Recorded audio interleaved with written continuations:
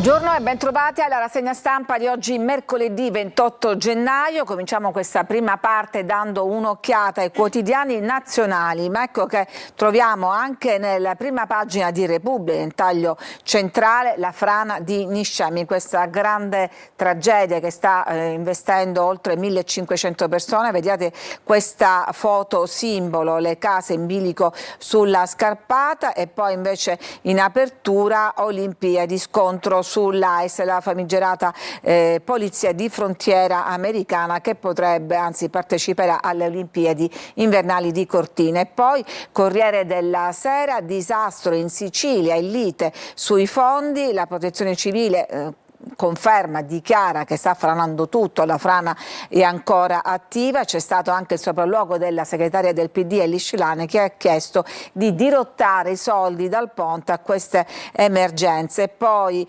invece sguardo agli esteri con le 48 ore del cambio di linea in Minnesota. Vediamo qui appunto la polizia AIS di cui parlavamo prima, questi poliziotti con il volto mascherato che stanno fermando un attivista contro appunto questa polizia di frontiera. Andiamo a vedere ancora La Stampa, ancora qui ritroviamo Olimpiadi, bufera AIS, Sala fa sapere che non sono graditi, mentre in taglio basso vediamo l'accusa ai giudici del padre di Tamburi, uno dei ragazzi morto nell'incendio del locale a Cran Montanà. Berna dice sì all'inchiesta congiunta. E allora partiamo dagli esteri, e cioè a questa lotta nelle strade di Minneapolis, dove sono già morti 2 cittadini americani negli scontri, non possiamo che chiamarli così, con questi poliziotti. L'odio di Trump ci ha inghiottito, ma nelle ultime 48 ore si registra una sorta di passo indietro da parte di Trump, una de-escalation, la chiama Repubblica. Trump difende però la sua ministra, mentre contro di lui si schierano ben 3 ex presidenti, Biden, Clinton e Obama. E vediamo cosa c'è dietro questo passo indietro di Trump. Ce lo rivela il Corriere della Sera: il pressing di politici e uomini d'affari, quelle telefonate dietro la retromarcia. Così Donald ha cambiato personale e strategia, l'hanno chiamato in tanti, l'hanno chiamato deputati ovviamente democratici, l'hanno chiamato anche deputati repubblicani, ma soprattutto l'hanno chiamato anche la lobby delle armi, furiosa perché il capo dell'FBI e altri funzionari trumpiani stavano criticando Preti, l'infermiere ucciso perché stava difendendo una donna che l'ICE voleva portare via, perché portava un'arma, mettendo in dubbio il secondo emendamento. Anche Susie Wiles, capo dello staff della Casa Bianca, quindi una persona molto vicina a Trump, ha ricevuto una miriade di telefonate da politici e leader del mondo degli affari. Insomma, anche Trump ha capito che doveva cambiare linea. E poi c'è la storia di Abdir, il prigioniero a casa sua. Qui se sei nero ti arrestano, è rimasto senza cibo, ieri si è dovuto avventurare in una paninoteca per ordinare qualcosa da mangiare. E guardate che invece Christie, denominata anche la Ice Barbie, appunto quella che invece Trump non ha voluto toccare, è la funzionaria che uccise il suo cane per mostrarsi dura, ex governatrice del South Dakota, oggi segretaria appunto della sicurezza. Una donna di ghiaccio, il mito da lei stessa nutrito non solo con foto di impatto come quello in cui posa davanti ad una gabbia di detenuti seminuti, ma anche con il racconto di come uccise a sangue freddo il suo cucciolo, troppo irrequieto, ed una capretta troppo brutta. Tutti aneddoti raccontati nella sua autobiografia. Dunque questo è l'ICE, la polizia che ha ucciso già 2 cittadini americani nel corso di queste guerriglie che si stanno scatenando soprattutto nel Minnesota, e adesso è bufera anche in Italia sulla presenza di questi poliziotti alle Olimpiadi. Il ministro degli esteri Tajani dice non sono le SS, ma Sala ribadisce il suo no, sono sgraditi. Le opposizioni sono sulle barricate per la presenza di questi investigatori USA, perché Piantedosi ha precisato che non avranno incarichi di di ordine pubblico, cioè non saranno per strada ma solo con incarichi di intelligence. Restiamo agli esteri perché c'è un'altra polemica che riguarda in questo caso l'Iran. Teheran furiosa dopo la richiesta da parte dell'Italia di inserirli nella lista europea dei terroristi. Tajani dice colpa loro, c'è stata una carneficina, il riferimento è al massacro di giovani, donne, uomini che protestavano sia per motivi economici sia per chiedere più libertà e democrazia. Francia e Spagna però contrarie. E poi invece l'economia ci racconta una nuova pagina dell'economia, qualcuno scrive una pagina storica, e cioè il patto tra Europa e India per il libero scambio che riguarda 2 miliardi di persone. Per la Presidente von der Leyen è la madre di tutte le intese, siamo 2 giganti, un asse che vale il 20% del PIL globale, la partnership sulla difesa e la corsia privilegiata per lavoratori qualificati e studenti. Che cosa c'è dietro? Che Bruxelles scommette sull'Asia per reagire all'assedio di Trump, alla cosiddetta guerra dei dazi. I dazi degli USA sono infatti al 15% e l'Europa comincia a guardare, appunto, anzi più che comincia è andata ben avanti, a guardare agli altri mercati. E poi ieri c'è stata la giornata della memoria, tante le iniziative in tutta Italia, anche a Catania, ve ne abbiamo raccontate alcune. Il capo dello Stato dice no all'odio razziale, Meloni, il fascismo fu complice, al Quirinale la cerimonia con i sopravvissuti, la comunità ebraica denuncia insulti e oltraggi, il capo dello Stato ricorda che questi attacchi sono reati, la Repubblica è nata dal sangue degli innocenti. Ancora Mattarella dice il diffondersi dell'antisemitismo interpella un'azione rigorosa da parte delle autorità di tutta l'Unione Europea. E veniamo adesso ancora al caso della frana di Niscemi che, come dicevamo, è ampiamente trattata anche sulle pagine dei quotidiani nazionali che riportano foto o frame di queste immagini davvero pazzesche. Guardate qui questa auto rimasta in bilico sul costone franato, o naturalmente qua tutte queste case che non saranno ovviamente più né agibili né si potrà entrare, anche poco, come ha detto ai nostri microfoni il capo della Protezione Civile siciliano, neanche per recuperare le cose, gli oggetti, i ricordi di una vita delle persone. Il capo della Protezione Civile, che ieri, come vi abbiamo documentato, è stato a Niscemi, ha constatato lui stesso direttamente col suo cellulare che la frana è attiva e sta continuando a scivolare. E poi una testimonianza. Io perdo lo studio, i miei suoceri la casa, lo sgombero veniva sempre annullato. A raccontarlo è Francesco Ianni, un avvocato che è tra gli sfollati. A differenza di molti concittadini costretti ad abbandonare le case, lui dovrà rinunciare allo studio, un disastro annunciato, dice, per una casa costruita nel 75 dai suoceri con tanto di concessione edilizia, una casa che si trova nel quartiere Sante Croci, ora zona rossa. Dopo la frana del 97, che doveva essere più che un campanello d'allarme, il comune fece un'ordinanza in cui disponeva la demolizione dell'edificio, ma credo per mancanza di soldi l'immobile, una palazzina di 2 piani, non venne tirato giù. E non è un caso isolato, in questi 30 anni siamo andati avanti con ordini di sgombero poi revocati. Credo si monitorasse l'evolversi della situazione e quando le cose sembravano stabilizzarsi si ritirava la decisione di abbattere, e così si è continuato a costruire sull'orlo di una frana. Condannati a crollare, questa è la cronaca dal Corriere della Sera, Niscemi 1600 abitanti costretti a lasciare le case, la frana avanzerà ancora, la collina sta scendendo verso la piana di Gela. Una indagine scientifica dice che i terreni sabbiosi come quelli di Niscemi hanno un angolo di resistenza al taglio di 35 gradi, attualmente la parete presenta un angolo di 85 gradi e questo significa che la frana è destinata ad avanzare compromettendo le costruzioni. C'è più di quello che si vede finora e già le immagini sono allucinanti, come ha svelato il sopralluogo appunto condotto dal capo della Protezione Civile siciliano.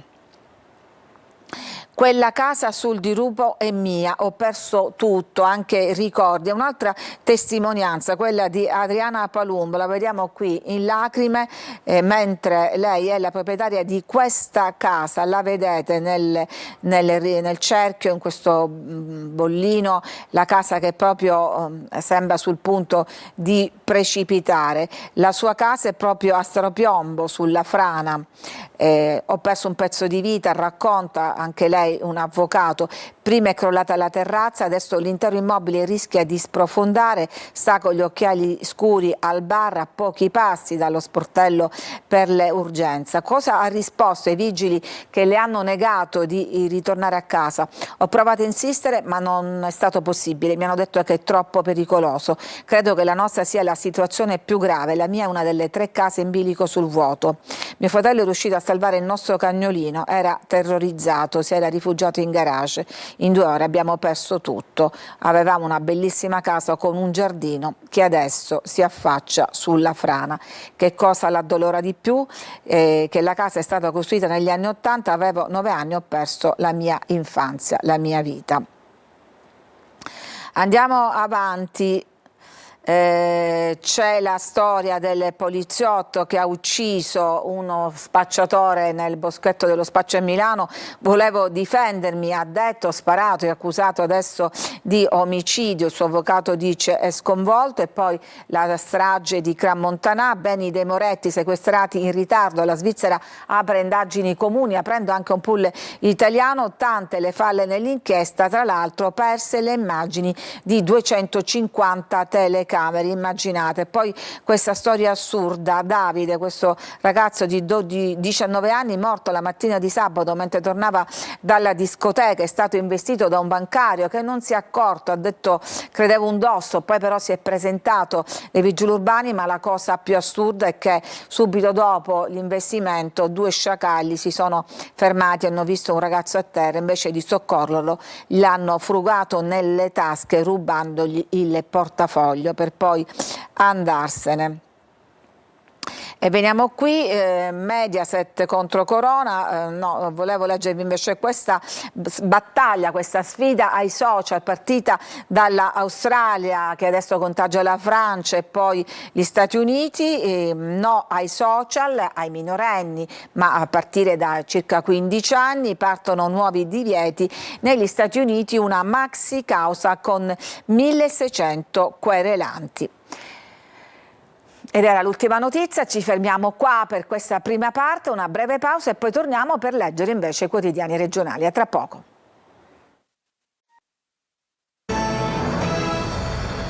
Bentrovati alla seconda parte di questa rassegna stampa di oggi mercoledì 28 gennaio, la parte dedicata all'informazione regionale che apriamo dando un'occhiata al sito Sicilia Web che ci fa la cronaca di una nottata movimentata a Catania, perché come vedete c'è stata una spaccata in un supermercato di Catania in via della Concordia, un SUV ha tentato di sradicare la cassaforte e poi si è ribaltata, erano 4 i ladri che sono fuggiti e poi c'è stata una sparatoria in viale Tirreno, sono stati trovati soltanto i bossoli. C'è stamattina una conferenza su una banda di streaming illegale, parliamo di videopirateria, e poi l'inchiesta Università bandita, concluso il processo con 6 condanne fra gli 8 mesi e 5 anni e 45 assoluzioni, la maggior parte delle quali perché l'abuso d'ufficio che era contestato non è più previsto dalla legge come reato, e la sentenza emessa dalla seconda sezione penale del Tribunale di Catania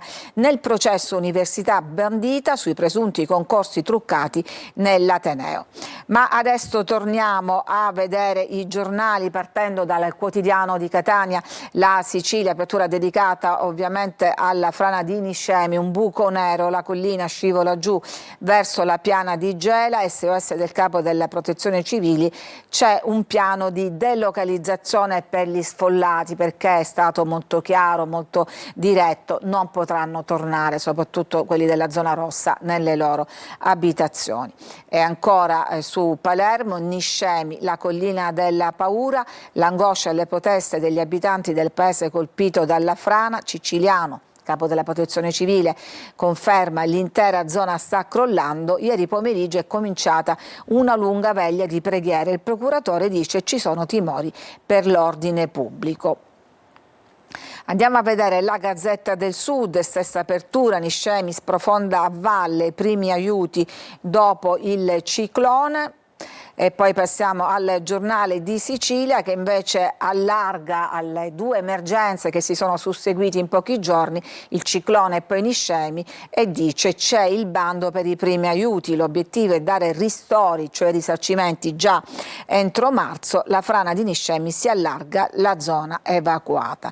Andiamo a vedere ancora sulla frana di Niscemi appunto la veglia di preghiera che c'è stata ieri pomeriggio, esplosa la rabbia di alcuni residenti, vergogna, abbiamo bisogno di aiuti concreti, non di passerella. Decine di persone erano ancora in coda per lasciare il loro nome ai vigili del fuoco, sperando di poter rientrare a casa almeno per recuperare i generi di prima necessità, ma credo anche i ricordi di una vita. Nel Palasport, che è una sorta di centro di prima accoglienza, è arrivata la cucina, sono tante le testimonianze, i vigili del fuoco recuperano anche cani, gatti rimasti da soli a casa e cavalli dalle aziende agricole, le scuole restano chiuse e i ragazzi cominceranno a fare le famose DAD, le lezioni a distanza. Si potrebbero verificare problemi di ordine pubblico, dice il procuratore di Gela Salvatore Vella, è un momento di grande preoccupazione. E poi si comincia a pensare a questi mancati allarmi, perché in realtà l'emergenza era iniziata nel 97 con l'altra grande frana che un po' ripercorreva il perimetro di questa. L'area venne dichiarata ad alto rischio, ma i finanziamenti sono rimasti nel cassetto. Commissario per l'emergenza venne nominato il sottosegretario della protezione Franco Barberi, che parla subito di ordinaria mala amministrazione e di completo degrado in una zona sottoposta a vincolo geologico. Lui ricorda che furono realizzate una serie di interventi, lo spostamento di imprese, il nuovo palazzo delle uffici, la demolizione di una chiesa, ma poi le opere e la delocalizzazione si bloccarono. Così nessun intervento preventivo fu previsto per il versante ovest del paese, che è proprio il tratto colpito dalla frana di questi giorni, ma soprattutto non fu realizzato il progetto di reggimentazione delle acque del torrente realizzato dal Genio Civile. Una mancata protezione. A Niscemi si rischia la catastrofe, questo l'abbiamo visto, poi c'è stato anche il tour nei luoghi simbolo della segretaria del PD Elly Schlein, che è stata a Niscemi e poi a riposto. Non è emergenza di serie P, ha detto, serve un grande piano e vuole tenere accesi i riflettori. E c'è stato anche Schifani sui luoghi del disastro, ha garantito una casa agli sfollati, un programma di ricollocazione delle famiglie. Ma torniamo all'alta emergenza, quella che ha proceduto di pochi giorni la frana di Niscemi, parliamo del ciclone Harry. Ieri sera alle 20 è riaperto il lungomare di Catania, dopo che è stato liberato dai detriti. La circolazione sarà solo in direzione nord, con via Barraco come alternativa, e poi oggi alle 11:30 si discute in commissione all'Ars la richiesta dei gestori delle concessioni demaniali di avere delle deroghe alla costruzione, spalmandole con per le spese in più anni. E poi ci sono altri provvedimenti, ad esempio l'esonero dalle tasse. Ecco qui, voto segreto all'Ars, soldi del ponte per la ricostruzione, passa a sorpresa un ordine del giorno delle opposizioni, via libera il DDL da 40 milioni per l'emergenza. Quindi ci sono 40 milioni in più per gli aiuti alle popolazioni colpite dal ciclone Harry rispetto ai 50 già stanziati dalla Giunta, e stop alle mance, le cosiddette mancette ai territori, parliamo delle varie sagre e delle varie iniziative, in modo da dirottare tutti i fondi disponibili disponibili sulle emergenze. È passato un po' in contropiede con voto segreto l'ordine del giorno delle opposizioni che impegna il governo della regione a chiedere a quello nazionale di riprogrammare sulle emergenze 5 miliardi di fondi del fondo SC destinati al ponte sullo Stretto, e questa è una prima risposta. Ecco il bando della regione, e poi in aggiunta canoni sospesi per i balneari, che sono fra le categorie di imprenditori colpiti. Cambiamo argomento, andiamo a Gela. Dopo l'ennesimo furto arriva il cartello provocatorio. Cosa dice questo cartello? Lo leggiamo qua, siamo sulla Sicilia. Perché mi fate tanto male? Perché invece non mi aiutate a curare il giardino. A scriverlo è Giuseppe Cannizzaro, ideatore di Gela in miniatura. È un parco, come ce ne sono tanti, in cui ci sono i monumenti gelesi, i busti di personaggi che hanno fatto la storia, lo sbarco degli alleati a Gela. Purtroppo preso di mira ci sono stati, pensate, ben 41 episodi di vandalismo. I ragazzi, insomma, chi per loro entrano distruggendo i filari di fichi d'India che fanno da recinzione e poi danneggiano o rubano tutto ciò che è possibile. Il primo episodio del 2026 si è verificato qualche giorno fa. Adesso questo appello a questi giovani vandali. E poi un altro allarme riguarda i rider, quelli che ci consegnano le pizze o altre richieste a casa. Sono nel mirino delle baby gang e rischiano anche la vita per meno di 3 euro. Solo negli ultimi giorni ci sono state ben 7 aggressioni. E poi andiamo avanti, olio extravergine taroccato, Sicilia vittima dell'agromafia. Il sistema criminale mescolava olio di semi con additivi e coloranti. La truffa è stata scoperta a Palma di Montechiaro, in provincia di Agrigento. C'erano migliaia di carichi di olio taroccato finito negli scaffali di supermercati, panifici, pizzerie, botteghe alimentari di mezza Sicilia, ma anche in alcune zone della Calabria. Veniva aggiunta fra l'altro della clorofilla che gli dava quel caratteristico colore verde da extravergine, e anche il profumo, oltre che il colore, pare non lasciassero alcun dubbio, quindi era una miscela ben soppesata. Però diciamo alle analisi gli esperti hanno notato che la consistenza, ma soprattutto il sapore, nulla avevano a che fare con il vero olio extravergine di oliva. Bisogna sempre stare attenti a queste truffe.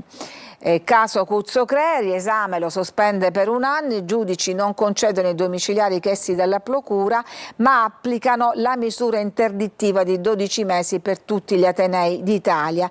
Non è una decisione definitiva, si andrà in Cassazione per il verdetto finale. E poi la notizia che vi abbiamo già letto: università bandita, l'inchiesta sui concorsi truccati all'Università di Catania, che si è concluso con 6 condanne e 45 assoluzioni. E poi vi voglio leggere, siamo in chiusura con gli spettacoli, questa nuova fiction che va in onda su Rai 1 dedicata alla cattura dell'ultimo padrino Matteo Messina Denaro. C'era stato il film che si chiamava Iddu, con protagonista appunto il latitante. Questo viene raccontato da parte del capitano De Ross, lo vedete in questa immagine, che ha appunto partecipato, diretto, diremo, la cattura. La miniserie La cattura di Matteo Messina Denaro, l'invisibile, ripercorre i 3 mesi che hanno preceduto l'arresto del boss, 90 giorni in cui il colonnello dei Ross, Lucio Gambera, interpretato da Lino Guanciale, e la sua squadra hanno rischiato la vita e sacrificato i propri affetti per porre fine ad una latitanza durata oltre 30 anni. Una lotta doppia: da un lato quella per portare a termine la cattura di un boss, distruggerne un mito, e dall'altra per mandare avanti la propria esistenza affettiva, come trovare il tempo per andare a prendere a scuola un figlio. Tra i protagonisti di questa fiction c'è poi una non attrice, anzi una cantante, è Levante, che debutta da attrice. Interessante questa intervista perché dice: da siciliana, parlare della cattura di Messina Denaro non è mai neutro, anche se oggi la mafia è più silente e resta addosso. Addosso come? Come una strana responsabilità, dice Levante, di essere complice di qualcosa anche quando non c'entri nulla. Ti sembra che quell'omertà di cui si nutre la mafia sia collettiva? E le chiede, l'ha sentita anche sul set? Lei racconta, dovevamo girare nel Trapanese, ma ci hanno fatto capire che non era una buona idea. Come dire, a casa di Messina Denaro non ci entra nessuno. Una cosa terrificante. Alla fine la troupe ha deciso di spostarsi nel palermitano. Sai sempre che accanto a te ci potrebbe essere una persona sbagliata, ma neppure te ne accorgi. E con questa testimonianza noi ci fermiamo. La rassegna stampa di oggi, mercoledì 28 gennaio, finisce qua. Grazie per averci seguito e a tutti una buona giornata.